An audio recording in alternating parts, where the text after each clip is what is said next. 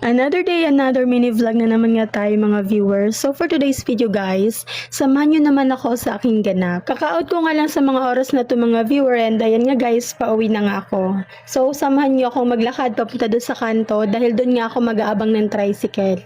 Habang naglalakad nga ako dito, nakasalubong ko nga si Karen. And ayan nga guys, nagtatanong siya kung bakit daw ang aga ng out ko. So sabi ko nga sa kanya, ako nga yung opening kanina. Hindi na nga rin tumagal pa yung usapan naming dalawa at nagpaalam na rin ako sa kanya. Kung mapapansin nyo nga guys, naka-uniform pa nga si Karen. So hindi yan siya guys na sabi na gumalagala lang. May mga process din kasi yan siyang pinupuntahan guys sa ibang store. So, ganyan pabalik-balik lang yan siya. Sinasabi ko nga lang guys dito sa aking vlog kasi naman baka may ibang makapanood na kakilala niya na baka sabihin na ganun nga kung saan siya nagpupunta. So, kailangan natin ma-explain. Dito nga pala ako dumaan guys sa Mendoza Park and sobrang ganda dito. Gusto ko nga sana tumambay muna. Pero sabi ko nga next time na lang dahil maglalaba pa ako ngayon pagdating ng bahay. Sa mga nag-PPM nga pala sa akin dyan guys, huwag na kayo mag-PM sa akin kasi meron akong asawa at mga anak, okay? Mukha lang talaga akong dalaga guys pero dalang-dala na.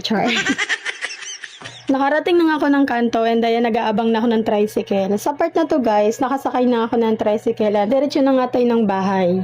Minsan naisip ko nga, mas maganda talaga kapag may sarili kang service, like motor guys, or mas maganda sana kung tricycle, diba? Lalo na kung pamilyado ka at marami kang anak. May sariling motor naman talaga kami guys, pero kasi nasa isla. Pero hayaan na natin yun, di baling mahal ang pamasahe basta mahal tayo, char!